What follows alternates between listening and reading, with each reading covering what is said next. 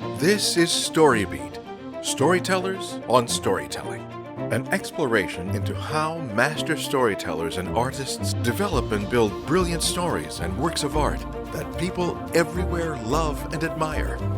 So join us as we discover how talented creators of all kinds find success in the worlds of imagination and entertainment.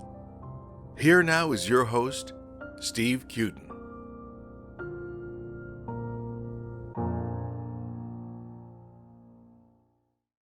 Thanks for joining us on StoryBeat. We're coming to you from the Center for Media Innovation on the campus of Point Park University in the heart of downtown Pittsburgh, Pennsylvania. My guest today, Peter Desberg, is a man who knows a thing or two about what it takes to create comedy. Peter and his writing partner, Jeffrey Davis, have recently released a greatly informative new book called Now That's Funny, The Art and Craft of Comedy Writing.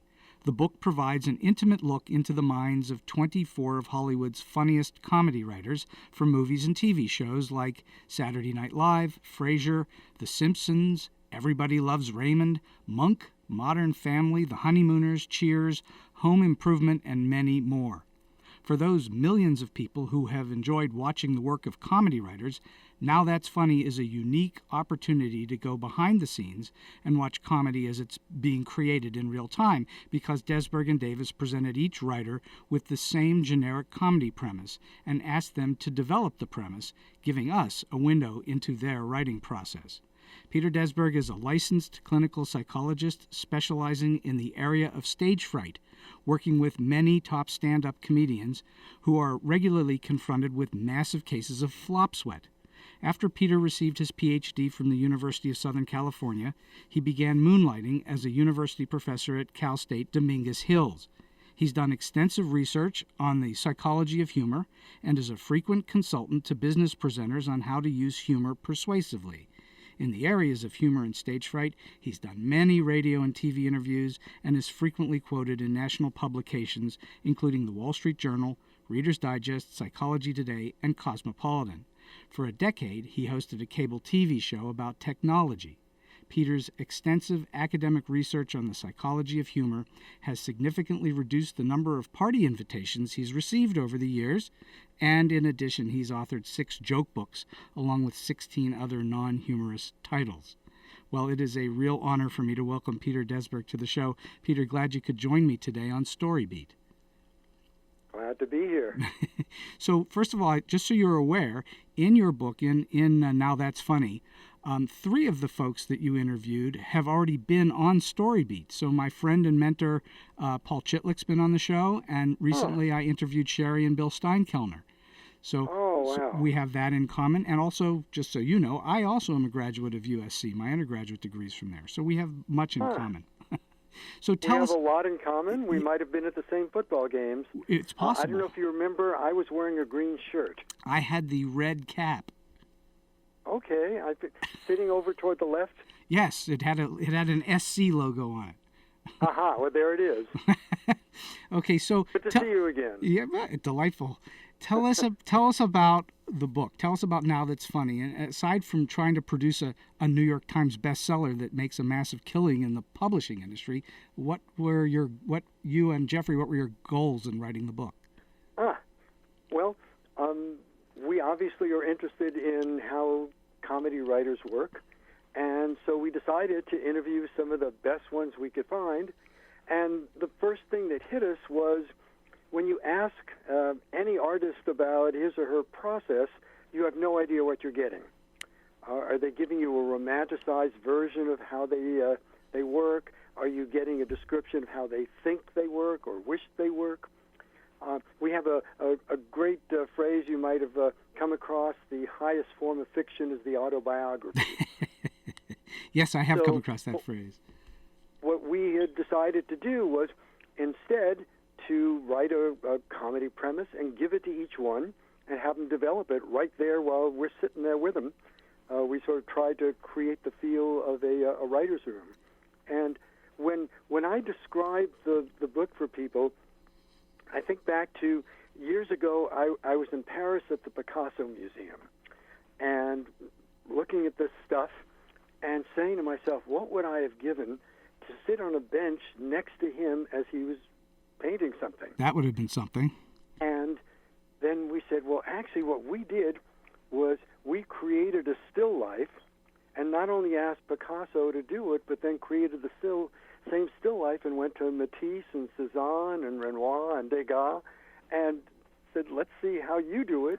And we get to not only see how each one worked, but we get to even look at comparisons of them. Well, I think that's a phenomenal idea. It's kind of like there was not too long ago a show called The Chair that was shot right here in Pittsburgh produced by Chris Moore.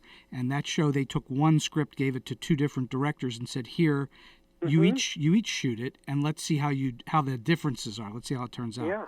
Same idea here, yes? Yes, and the incredible thing is they did it, which was phenomenal for us. And what was really fascinating for us is that they not only were developing it in real time with us sitting there, but most of them narrated while they did it. So they were talking about their process aloud. Let me give you an example. The quick sketch, of what the premise was a woman in her 50s has her husband pass away.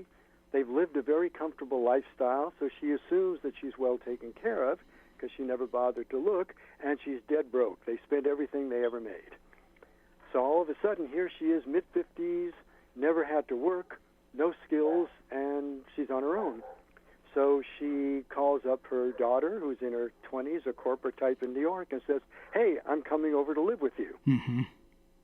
So I remember very distinctly Walt Bennett, who, it's a tough thing to say, but he wrote for The Cosby Show in its prime, Okay. which was still, whatever you think of Bill Cosby, his show was incredible.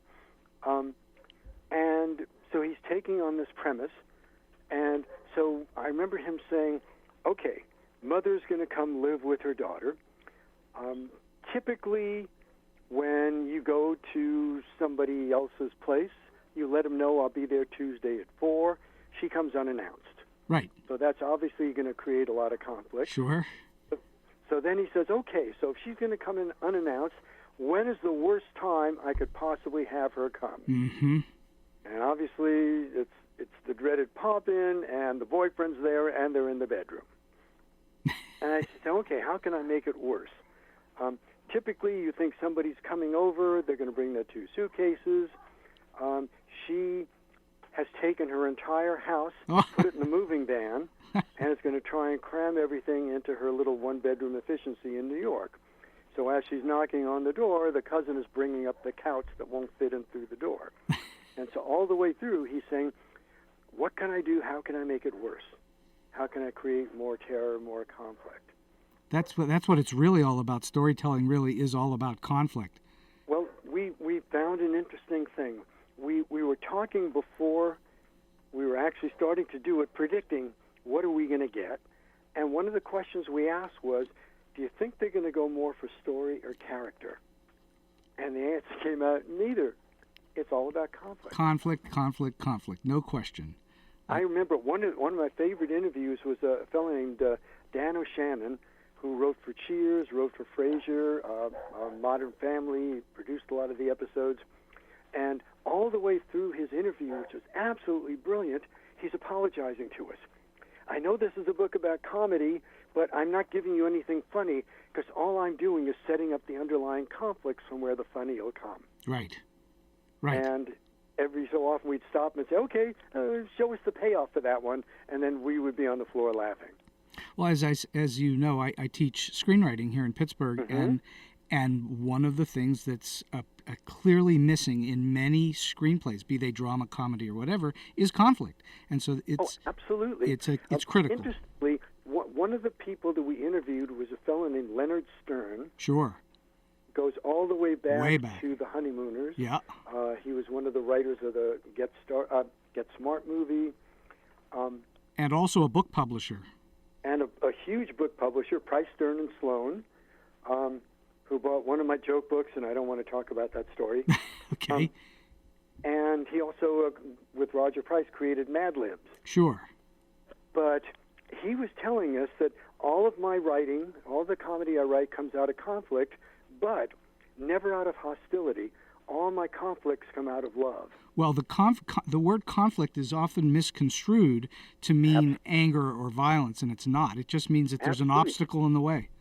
And, if you think of, like, every I Love Lucy episode, conflict was two people who loved each other and both wanted to do something to be helpful that was in direct conflict with the other person. Absolutely. Absolutely. I remember, I wish I could place the name now, but I was talking to a famous old comedy writer who said, we always think of ourselves as being very creative, but we also have a bag of tricks.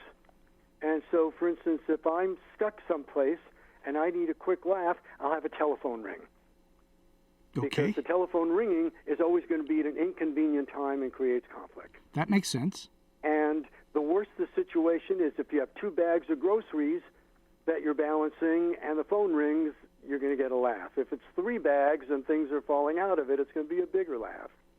And he says, and then if you think about who's going to be at the other end, it's going to be Mom. Or someone completely. The worst call you can have, and she's saying, "Have you given up this writer thing, and you're going to go back to pharmacy school?" So it's all of this conflict-based stuff. It's always going to be someone inappropriate for that moment. Totally. You never want it to be a greased wheel at all. The wheel always wants to be stuck somewhat. One of my favorite stories in the book. Now, I'm giving you a couple of things right out of the book, and I don't want to have people feel like they'll be cheated if they get the book because they've heard it all here. So out of 350 pages, I'm giving you about 4 paragraphs. But in other words, buy the book. Please. There was a wonderful interview you did with a fellow named Bob Meyer, who is a legendary writer. He was a showrunner for Roseanne, just has an amazing bio. Mm-hmm. And was so slick that he took a look at the premise, smiled for a second, said to us, the way I do it is in my head, I'm casting it. So I know exactly who I'm writing for and how they're going to talk and what their mannerisms are. That helps me write it. And it took him like 6 or 7 minutes, and he gave us like a perfect network sitcom show. It was stunning to watch his skill level. And then Jeffrey said to him, could you make it a little darker? And he got this impish look on his face, and picture somebody with their hand on a big dial. Yeah. And he said, how dark do you want it? And then all of a sudden he took this sweet girl who Mom moved in with and said, we're going to focus the show on her, and first thing we're going to do is give her a more interesting occupation than a corporate type.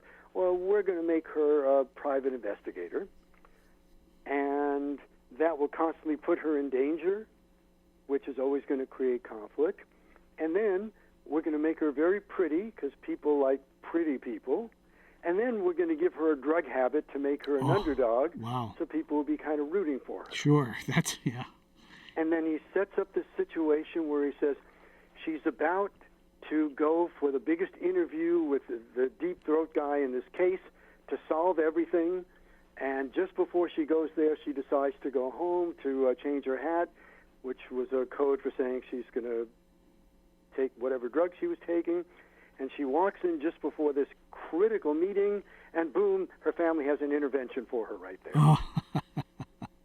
Yeah. It's like such a beautiful example, again, of how you use conflict. Well, it's interesting. You obviously interviewed lots of long-term pros. It's not like you interviewed people straight out of school. Oh my goodness! And so we were so fortunate. That level of having sat through and gone through the wars and having thought of hundreds or thousands of stories, they're able to kind of riff pretty quickly on what your storyline is that you gave them. One of our biggest thrills is, unfortunately, he's passed now, but we got to interview Sherwood Shore. Oh, wow. Yeah. The creator of Gilligan's Island and the Brady Bunch. Yeah.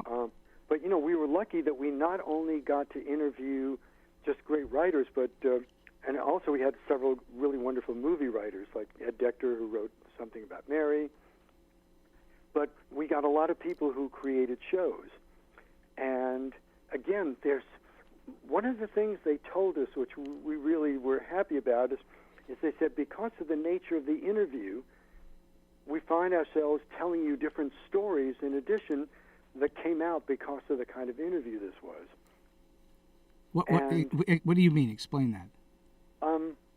Because we were actually having them work and do stuff, it sort of broke the pattern of the stories they normally told. I see what you're saying. You know, it's just, you know, like when you watch any famous person on a talk show, you know, they have a bag of like 10 amusing stories. Sure. And it's like a concert violinist thing. Here's my book. Here are the pieces I play. Pick one. They've got an act. It's an act. Yeah. And he says, but here, like, it was just sort of stimulating stories we don't usually tell.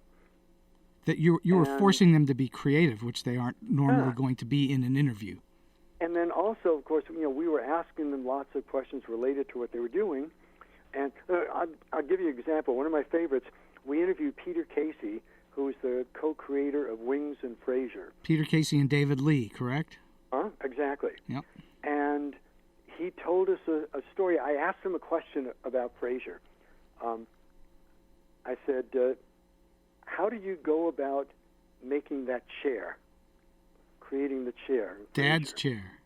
And, and he said, here's Frasier. He's a spin-off character from Cheers. And all of a sudden, he's getting a whole new life, his dream life. He moves to Seattle, which is not the biggest market in the world, but all of a sudden he's a minor celebrity. He's on the radio, and he gets an apartment in the best building with the best view in Seattle. He gets an incredible interior designer to make the perfect apartment. Every color and shape harmonizes. And just as he moves in and is ready to start his perfect life, Dad moves in. Righto. And what does Dad do? He brings his Barca lounger with him. And he says, we made that chair into a character. We found the ugliest possible fabric, and then the set designer came in with a book of just that fabric in every conceivable color so we could pick the worst possible color to clash. And then we slashed the chair and put duct tape all over it. And that chair was there to always remind Frasier, you're never going to have the life you wanted so much. It was constantly there to say, So you wouldn't think of a chair providing conflict. Well, yes, settings can definitely be filled with conflict, and how a writer chooses settings can be extremely important to the story. Oh, absolutely. It tells volumes. And of course, they are called decision making. They are called situation comedies, and the situation is in part the set. You know, it's interesting that there's a new psychology book called The Person and the Situation. And what it actually says is the research that we know now about why people do things, has way more to do with the situation they find themselves in than their personalities. Mm-hmm. Yeah, I think that's right. And I think that, you know, we as humans, we are characters ourselves, so we interpret that as writers into our stories, and humans are constantly putting on and off various masks depending upon circumstances and situations.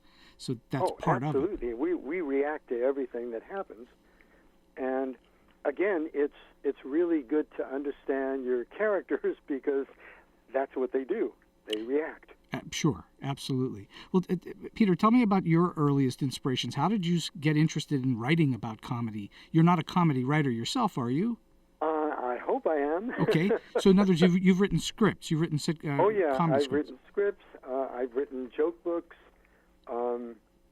Working on finishing a novel that I've been working on for years.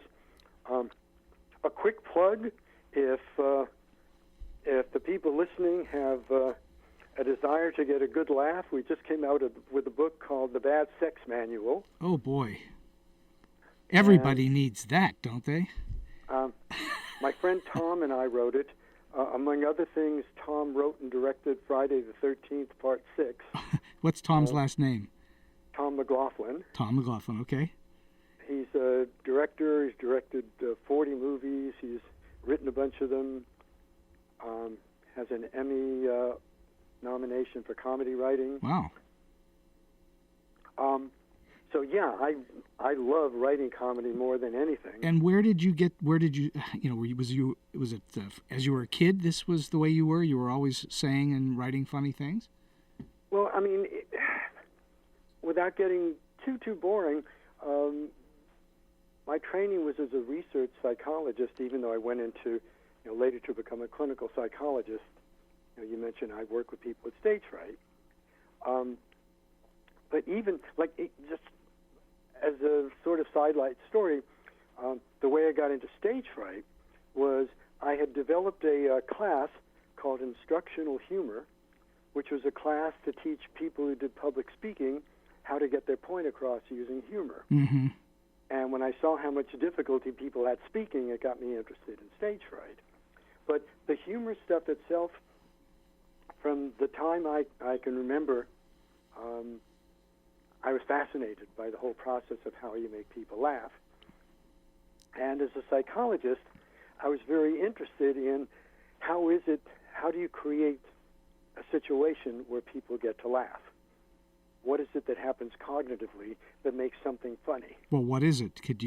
Are we able to identify what that is? Kind of. I know that most comedy writers don't. Tell me if this gets too boring.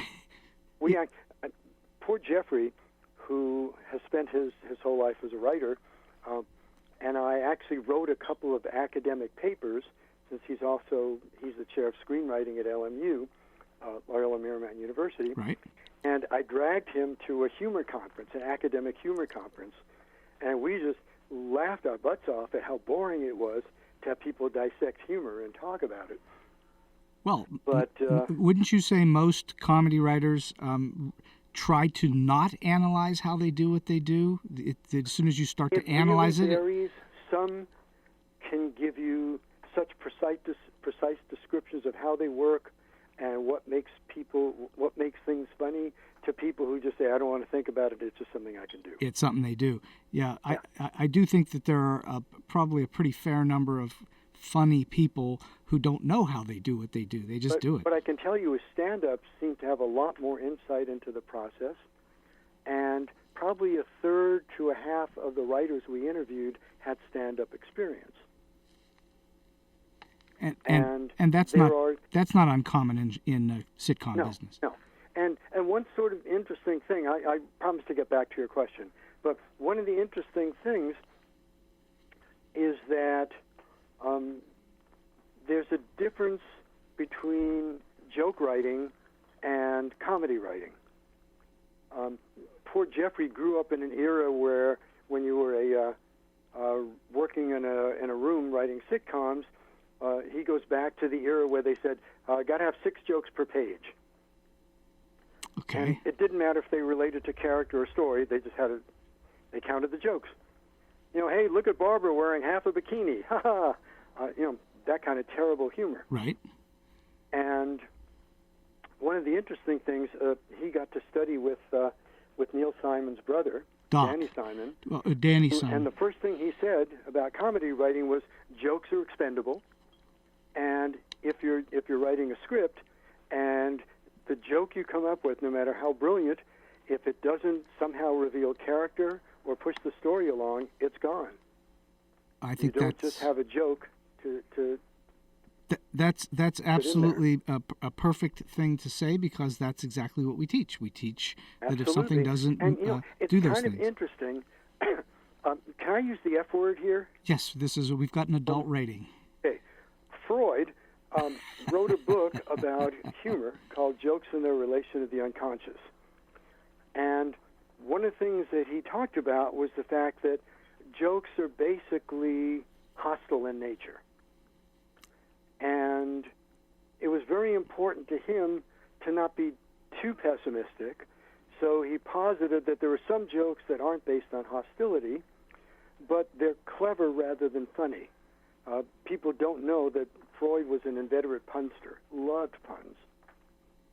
And what's kind of interesting I didn't know that.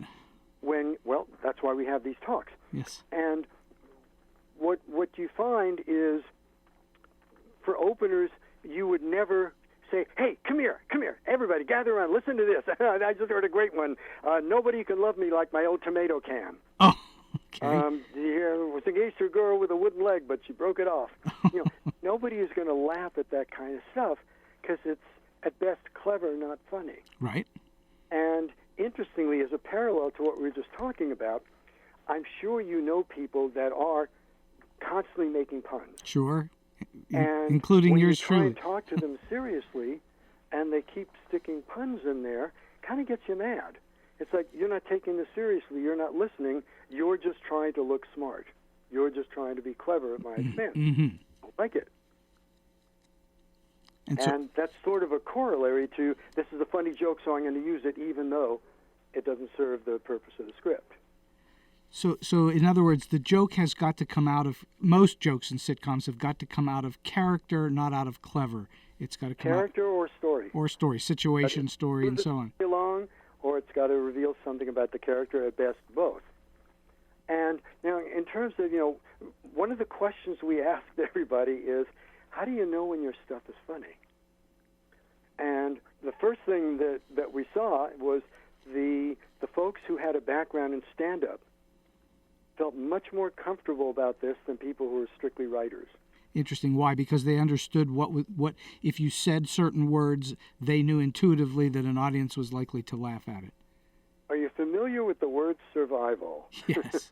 Yes. They've been up there. You say, if you're a writer and you come up with a joke and you're not sure and you ask 5 or 6 people, but you're a stand-up, you're up there, you say it, you got half a second, and it's your life.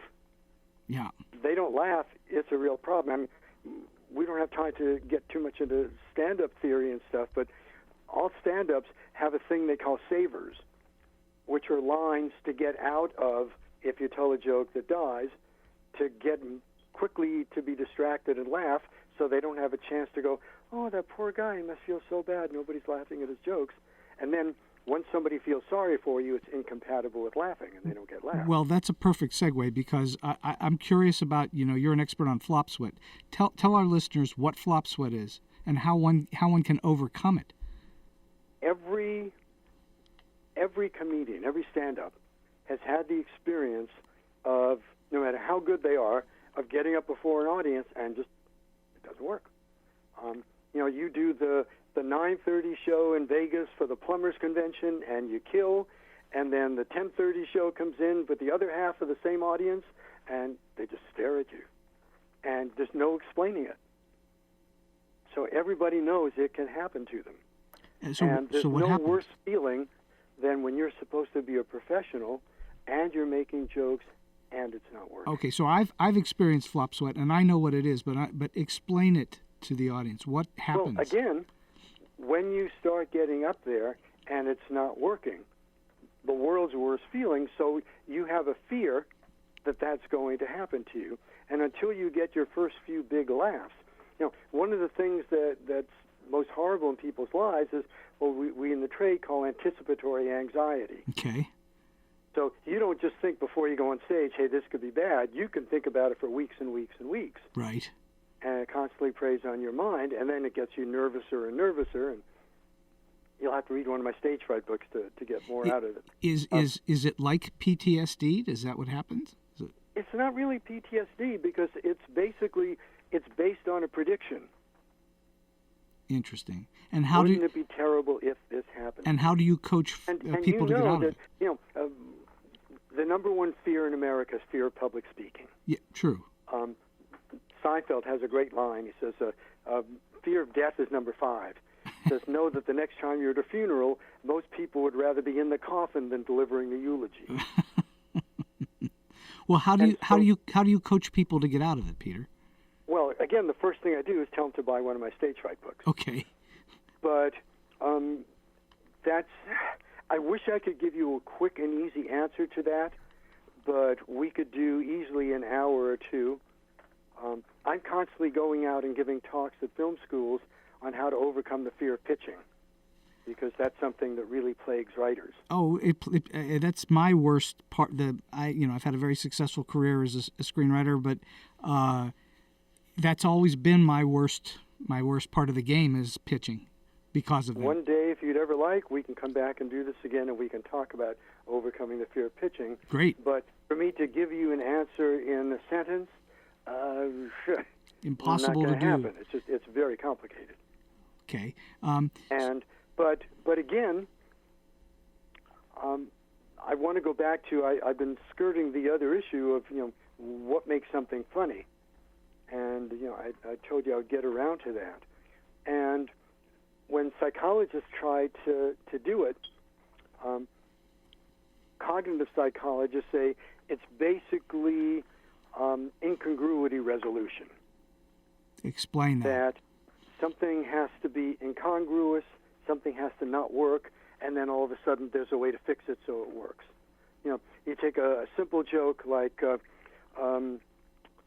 one hooker says to another, "Hey, can you lend me $10 till I get back on my back?"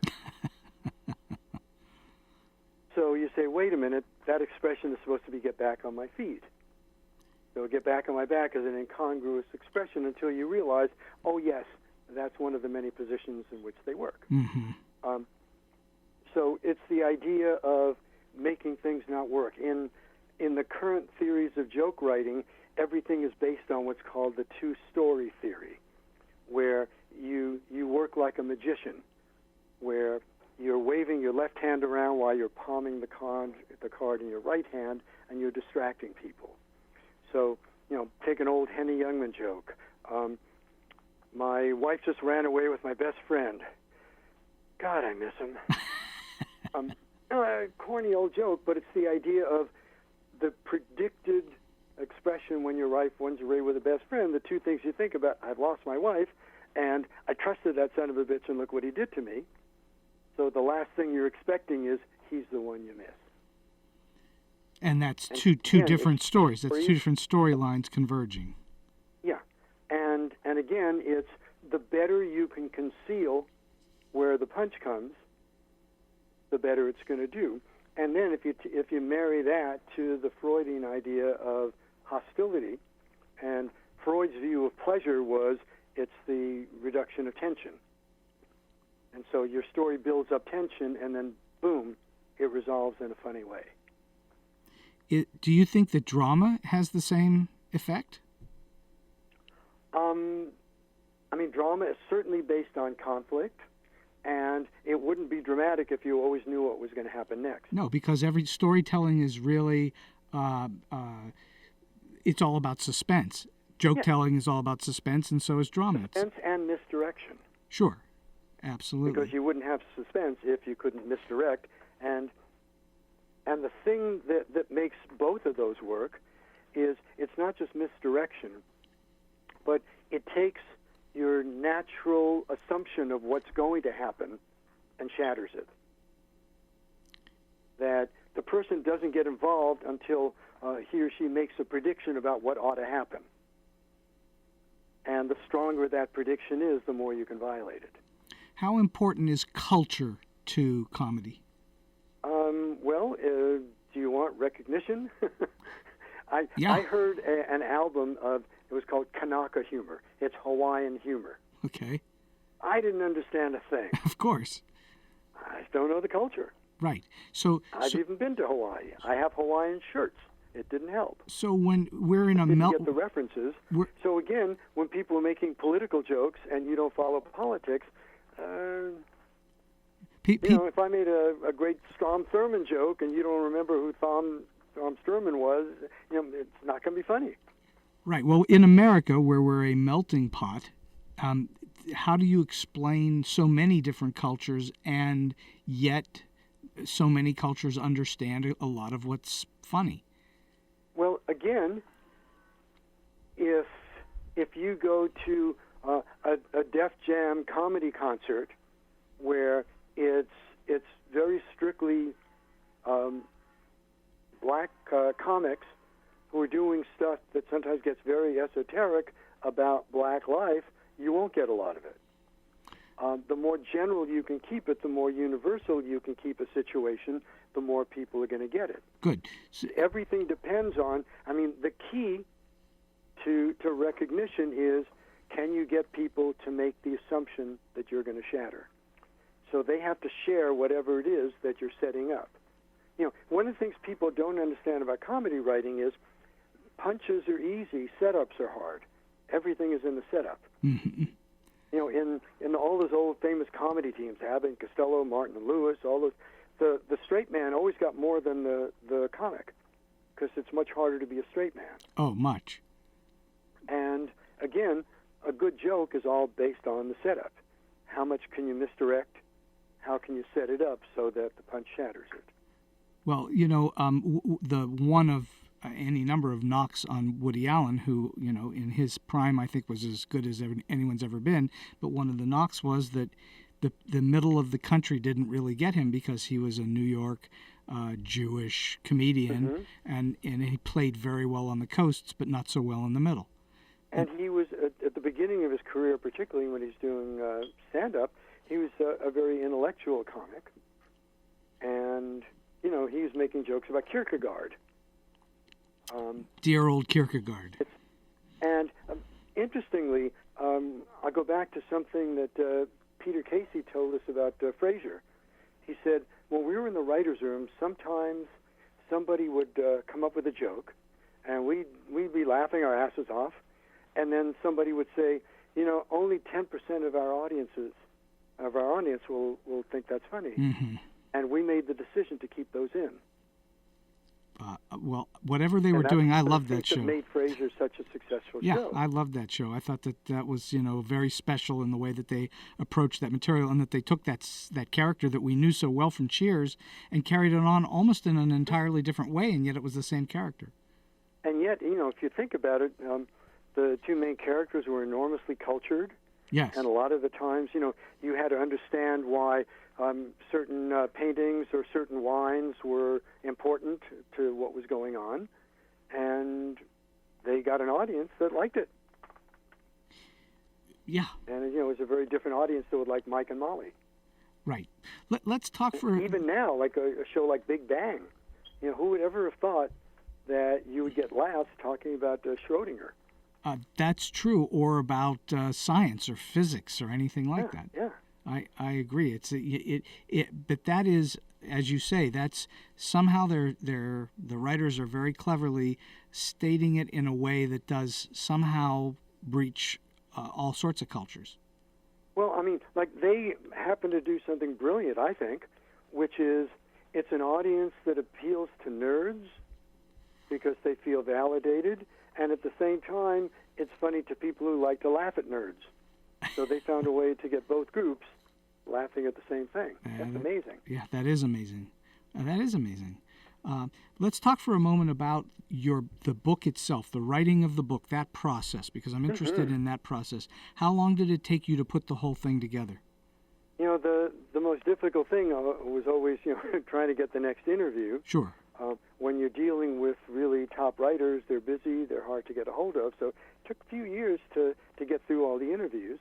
Then, what we had to go through was first editing the interviews down to make them coherent, and then to be putting in sidebars of our own comments. And then, we had to write the bumper chapters at the beginning and end to talk about what we'd seen. Mm-hmm. But the editing was just a really interesting process to try and give the interview the shape that it had to have. And what was that process? What did you do? Each one was real. The interviews themselves differed so much from one another. I'll tell you one of the, I told you about how we were trying to predict whether we were going to get, story or character at the beginning. Another thing we talked about was our own fear that there's a very, very old I Love Lucy show where Lucy and Ethel were angry at each other and not talking, and they both ended up at the same sort of society party wearing the same dress, which in the 1950s you couldn't have done anything worse. No. And we said, what happens if that happens to us? We're all giving them the same premise. What happens if they all come up with the same story? Mm-hmm. And we were stunned to see there were no two that were alike. Everyone was so completely different. And one of the cool things that we realized at the beginning was we said to them, first thing, this is a starting off point.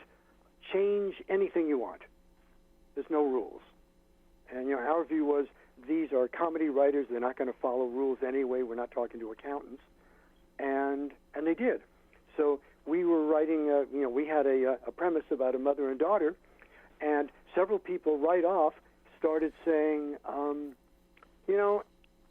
a man. I don't relate to mother-daughter, but I sure know father and sons, so I'm making it a father and son. We said, great. Was that Phil Rosenthal?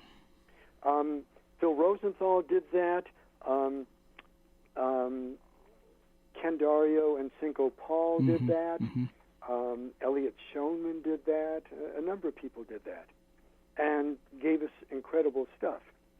But, all in all, I mean, something that's sort of a nice way to look at this.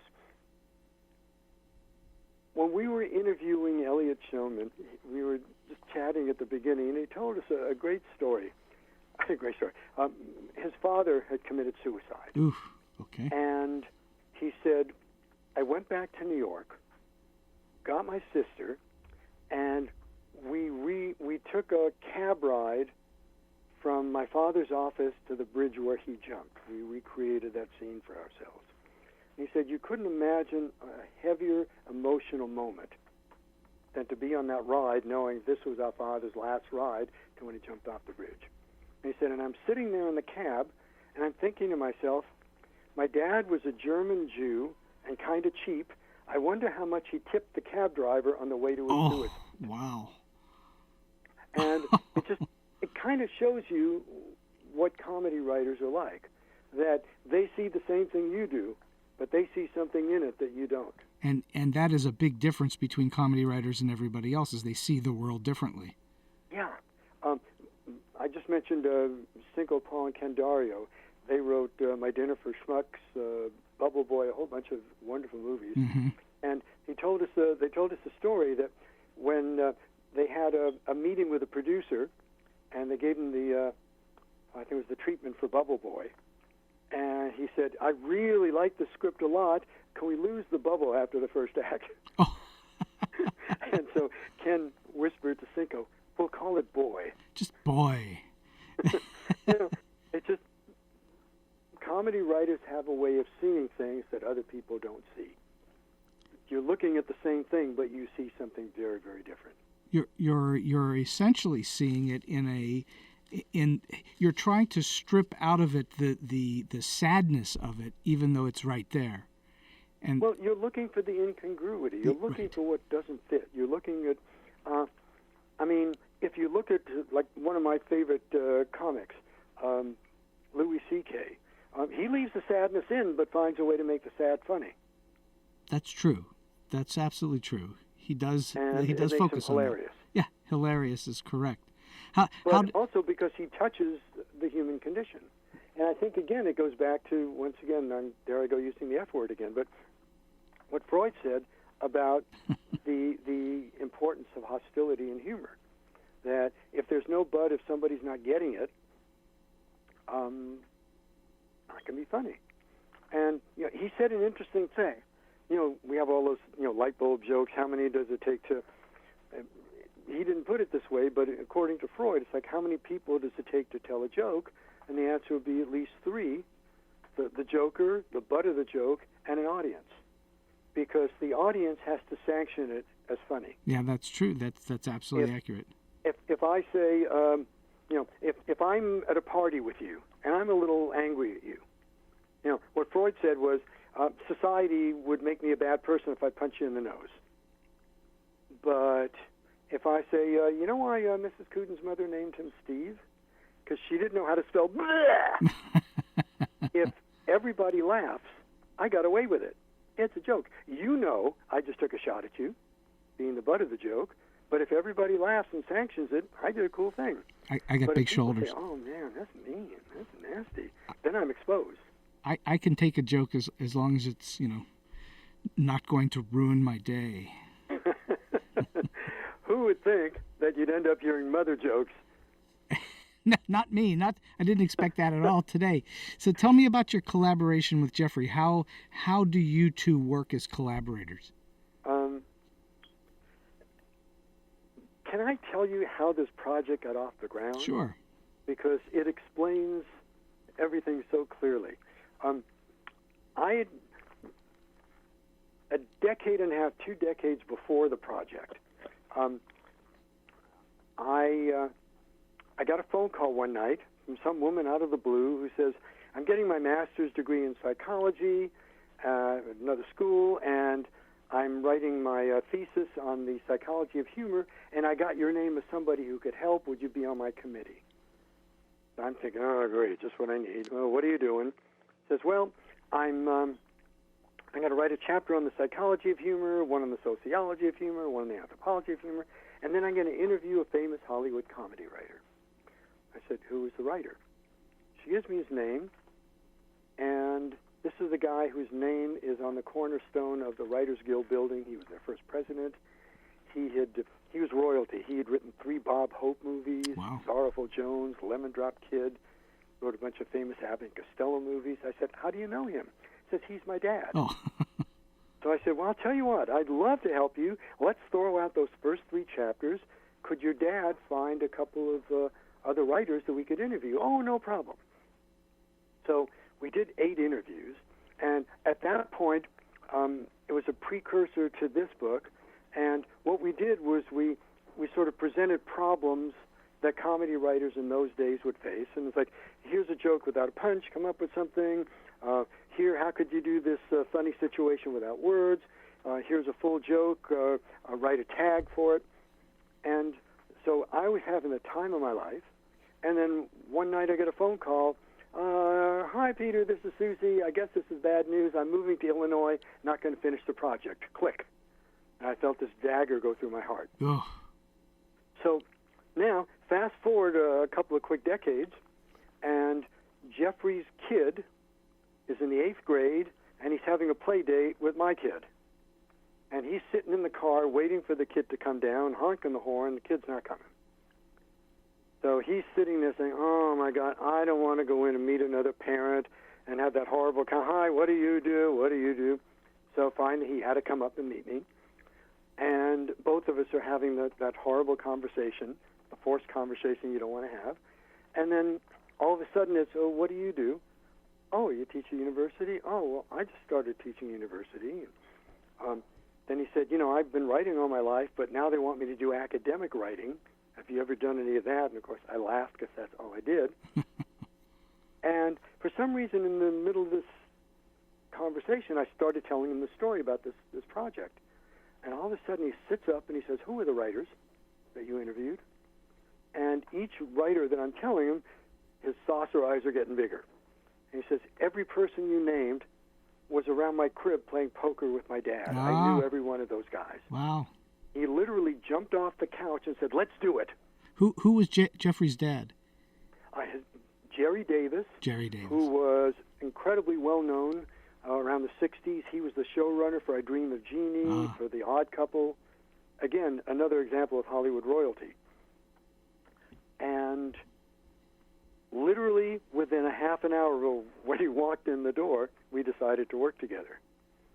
And we have been collaborating on a number of books. I have never enjoyed working with anybody as much. I hope he's not listening to this. There'll be no living with him. Jeffrey has an MFA from the Iowa Writers Workshop. Mm-hmm. And the best thing is we have totally complementary processes and skills, so it's really an easy collaboration. Is that the key, is the complementary skills?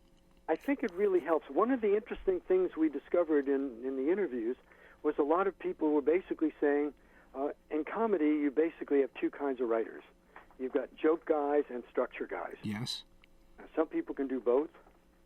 Apparently some people can't do either. But Lots generally, can't do either. you're stronger in one than the other. And with us,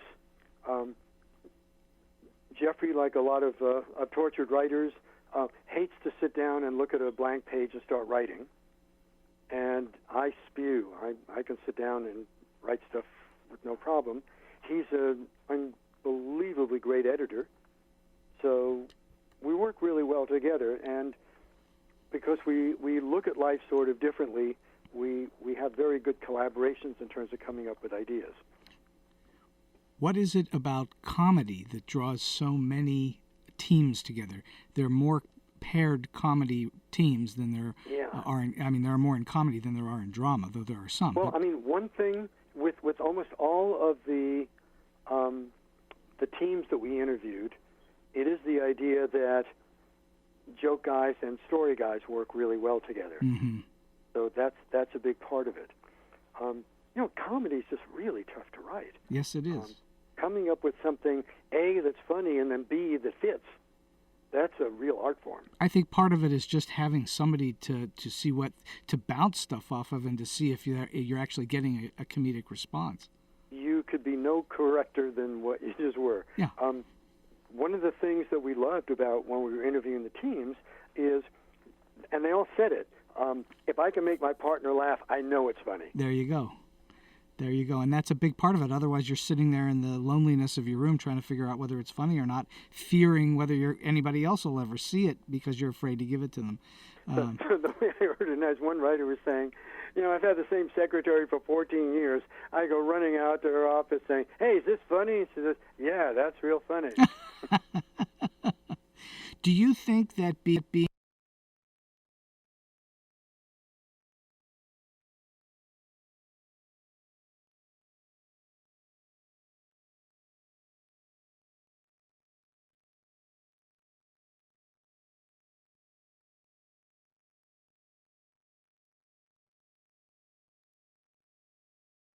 somebody to write? Can you teach somebody to be, funny? Can you? And he says, we teach craft. We never try and teach talent. I think that's correct. I think that's correct. So what I can tell you, for example, is I can sit you down and I can give you a bunch of rules for editing jokes that will make whatever you do much funnier. And I can teach you how to write jokes. But, so it's kind of like if you say, come up with a joke about such and such, I know enough craft so I can do it. But, and it'll be sort of competent, but it won't necessarily be inspired. And then every once in a while when I work, something hits me, and I look at that and go, who wrote that? That's funny.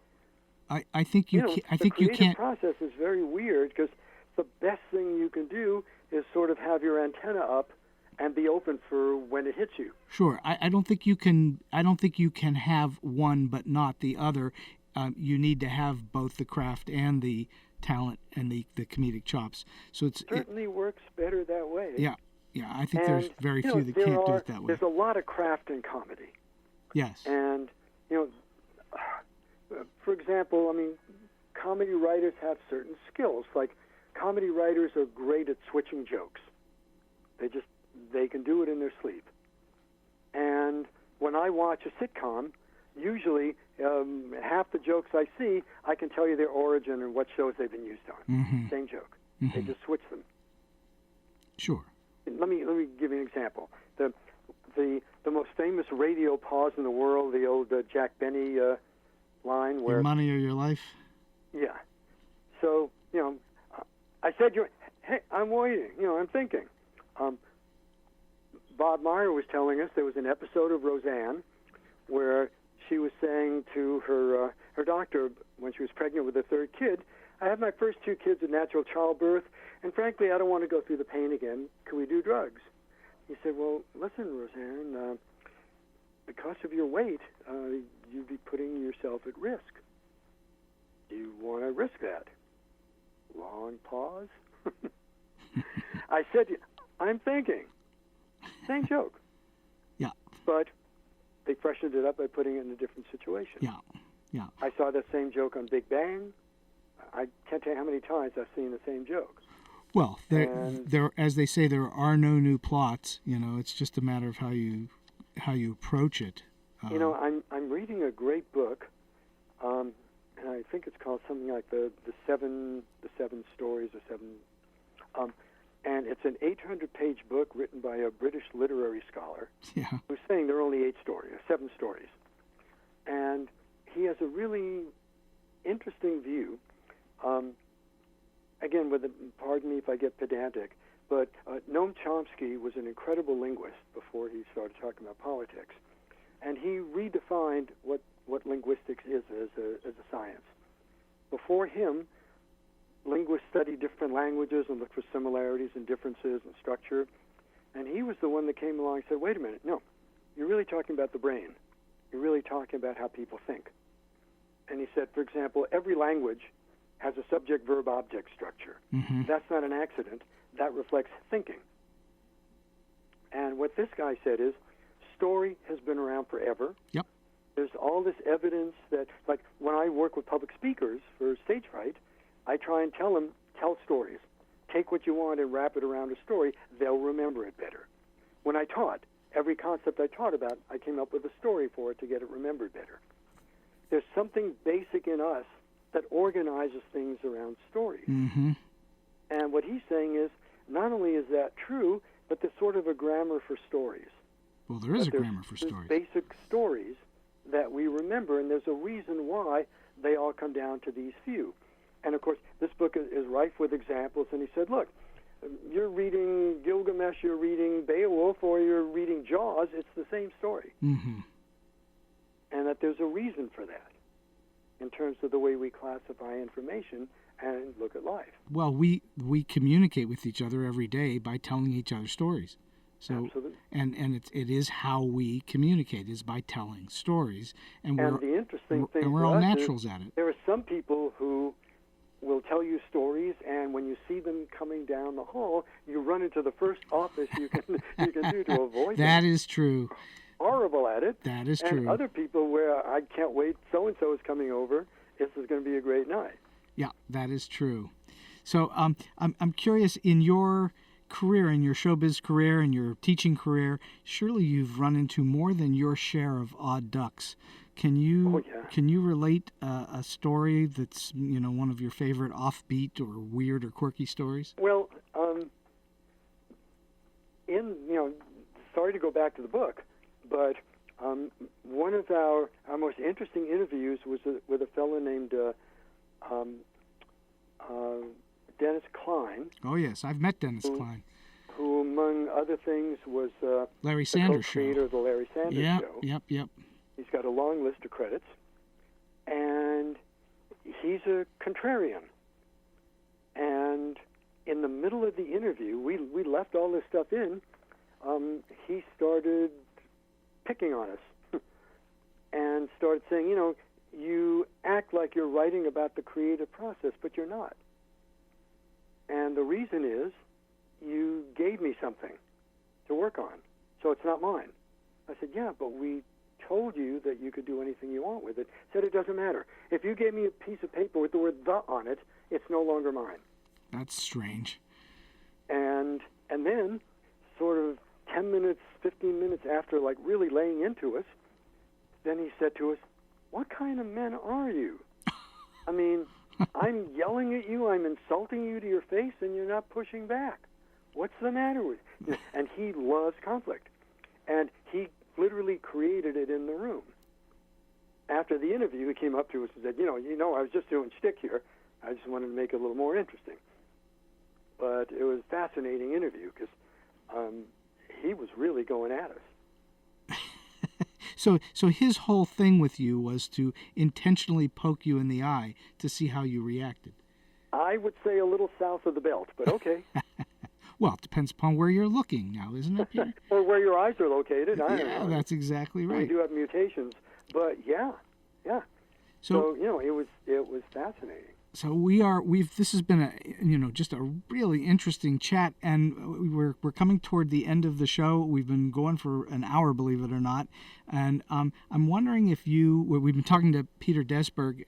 He and his partner Jeffrey Davis have written a great book called Now That's Funny. So I highly urge you to get it. I've read it. It's absolutely fascinating and very telling.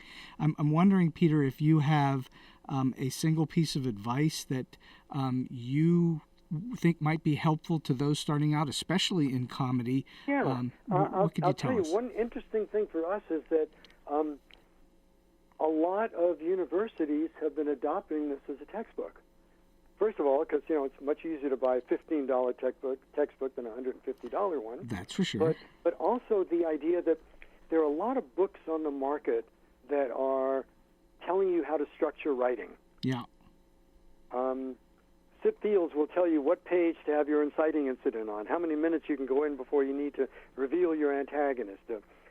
All of these books, McKee, they're all great books for people starting out. Save the Cat, they're all wonderful, but they kind of take the view of here's the way to write.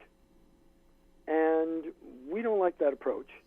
We think it's a great thing perhaps to start out with to give you a view, not the view. And we think that our book is a really nice example of the fact that you see 24 writers taking 24 different approaches. Yep, nice. All getting to totally different places in different ways.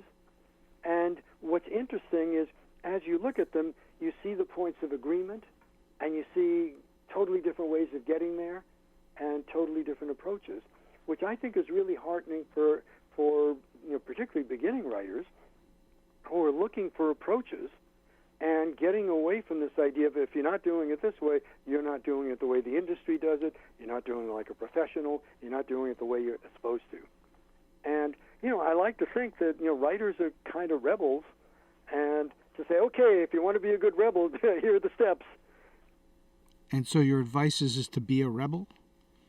I think the advice is to first of all put away the idea that there's a method for writing. There's a way. And to say there's lots of ways. And I think there's an infinite variety of ways. I think it's good to study. I also spend a lot of my time with music. And when I hear somebody write a song, for example, I can pretty much tell from the song if they've studied music, if they know music theory or not. And good musicians break the rules all the time, but they break them purposefully with a reason for doing it. And it's different than somebody who didn't know the rule and you can hear it. And people who have not really studied writing very much sometimes have an innate sort of gift, but they don't have the craft. And so I think it's very important to learn the craft, but not with the view of this is the way to do it. Sure. Because these writers really clearly show there's a lot of different approaches you can take. I think that's very, very sound advice. One of the things that I try to focus on is this is a craft. It is also an art, and that here is what is thought of in certain corners as the standard form. This is sort of the standard way to approach it, but then go off and do it however you feel best, whatever makes you comfortable, however you can get there, because there is no one right way. I don't know if you've seen, there's a series of videos on YouTube called something like Funny Pitches. No, I don't know that one. And there's one on with Quentin Tarantino, obviously an actor playing Quentin Tarantino's part, on Pulp Fiction. There's another great one on Citizen Kane. And it's hysterical. They start out with Quentin Tarantino and they say, I don't know who went through the script with you, but the story doesn't make any sense and it doesn't follow the right order. So we reordered the pages to tell the stories in the right order. If you get a moment, I'm telling you it's going to be worth your time. Just put in, fake pitch Quentin Tarantino or Pulp Fiction. I'll definitely check that out. For 5 minutes, you'll be laughing your butt off. But again, it's this idea of people have a view of how you tell stories and how you write scripts. And if it doesn't follow that, a lot of people are just really disturbed. Yeah, well, that's true. People do get disturbed by that. But I think that's very sound advice, that it is an art form, it's not a science, and that you can go off and do it however you think is best. So it's interesting that publishers have a tendency to name your books. And the subtitle of our book originally was The Art and Science of Writing Comedy. And I said, look, it's in the contract, you get to pick the title, but you take the word science out and put craft, or you're going to hear so much from me that we absolutely put our foot down and said, it's not a science. Craft, yes, science, no. It definitely is not. Well, Peter, this has been a real pleasure. This has been so informative. Thank you so much. You're very kind. And just a quick word from my part. Sure. I do this kind of stuff a lot, and I find some people are really skillful interviewers, and some are, what's a nice word, skillless. Yes. You definitely rank high amongst these skills. Oh, thank you. You made this so easy for me. You asked me such insightful questions that my part was really easy. Oh, well, thank you. That's very really kind. want to thank you. That's You kind did of you a to say. Masterful job. Well, thank you. I appreciate it. It's a lot of fun to do this, and I hope that some people are getting some kind of edification out of it, and that it only works if I have great guests. So that's part of it. It sounds to me like you have a really good sense of who your audience is and how to get the information that would interest them. So I think you're really, really good at what you do. Well, you know, it's don't let this go to your head. Yes, it's me and my family, and that's it. So I know exactly who it is. But really, thank you for making this so easy for me. Thank you very much. I greatly appreciate it, and hopefully we'll have you back on in the future, and you can we can do a whole show on overcoming the fear of pitching. I think that would be great. It's always fun for me to do that. Great, thank you again. My pleasure. Today's StoryBeat tip: theme is what your story is actually about. Theme can almost always be expressed as a single operating principle, a basic concept that underlies the entire premise and story. I like to think of movie themes as a single word principle. A story's theme dwells within or rides atop the provable proposition found in the story's premise. The theme is the central idea of the story, maybe even the main reason to tell the story in the first place. Theme can be the expression of some universal truth, belief, or meaning about the human condition. Theme often speaks to the way that the world works on both a macro and a micro level. In storytelling, theme is most often conveyed via the protagonist's growth or arc. Theme and premise relate quite readily, but they are not the same thing, though it often seems that way. Well-told tales express their themes naturally. Themes should never be forced or spoon-fed to the audience. Like premises, themes do not ever need to be openly expressed in the telling of the story. Rather, themes should be infused throughout the story without the audience ever needing to be told exactly what it is. Themes often revolve around such universal notions as love, hate, vengeance, greed, honor, ambition, envy, and so on. The potential list is quite a bit longer.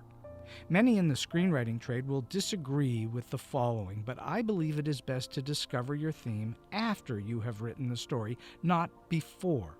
You heard that correctly. The discovery and setting of the theme ought to follow the creation of the tale. If theme precedes the development of the story, you risk bogging yourself down in serving the theme while you slavishly try to craft a great story. Though you must ultimately have a clear-cut theme, don't beat the audience over the head with it. Subtlety and subtext go a long way in screen stories. Your story's theme need be stated only for yourself, though it ought to be within the story's fabric in such a way that anyone can understand it. It may be that no one ever sees or hears your theme, yet viewers ought to sense it innately, even if they aren't exactly sure how to express it. Finally, it's best to have only one theme in a story. More than one can diffuse the meaning of the tale and muddle that which is otherwise clear. And so we've come to the end of today's StoryBeat. This podcast would not have been possible without the generous support of the Center for Media Innovation at Point Park University. Until next time, I'm Steve Cuden, and may all your stories be unforgettable.